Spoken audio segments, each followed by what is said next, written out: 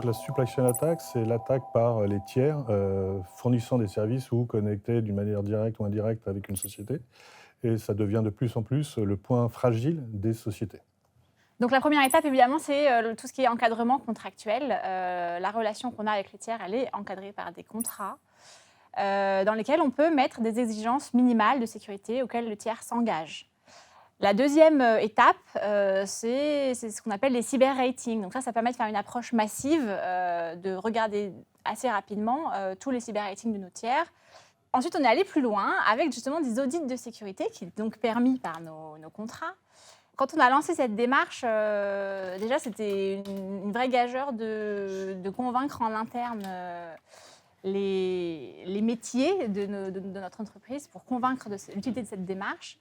Et puis ensuite, on est allé convaincre nos propres tiers aussi de l'utilité de cette démarche.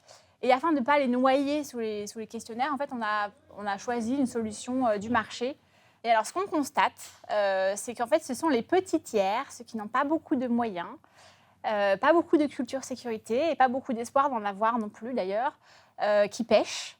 Et donc là, au-delà de la démarche de contrôle de nos tiers, c'est une démarche d'accompagnement de ces petits tiers qui est nécessaire de mettre en place pour que leur niveau de maturité augmente. Et toi, Franck, dans ton entreprise, vous êtes aussi fournisseur de clients? Alors, on est fournisseur, mais on est en même temps client et intégrateur de solutions extérieures. Donc, on a énormément de facettes. Pour cela, chaque année, on a des centaines et des centaines de questionnaires à répondre. Donc, on a industrialisé toute cette approche. On est même sorti je dirais, du sujet uniquement sécurité. On a une démarche d'approche de réponse à un questionnaire quel qu'il soit, avec bien entendu un sous-ensemble sécurité, pour pouvoir répondre plus facilement et de façon uniforme au niveau sécurité. On est allé chercher aussi des certifications, parce que c'est important de pouvoir démontrer qu'un tiers nous a validé et pas uniquement nous avons donné notre point de vue, ça c'est très important.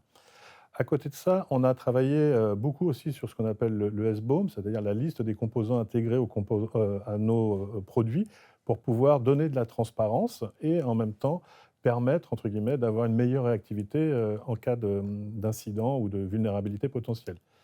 À côté de ça, on a aussi mis des programmes de formation très spécifiques pour nos intervenants chez nos clients, pour pouvoir renforcer leur niveau de sécurité, pour créer de la confiance et de la transparence par rapport à nos clients et monter notre niveau de sécurité encore un petit peu plus haut. Et ce que ça montre, c'est qu'il faut effectivement mettre des moyens, et c'est tout l'écosystème, clients et fournisseurs, qui doit travailler ensemble pour ne pas s'épuiser mutuellement à coups de questionnaires. Pour compléter, je dirais qu'il faut rester optimiste parce qu'on a un nombre de fournisseurs énorme et c'est un travail collectif qui permettra de réduire ce risque sur la supply chain attack.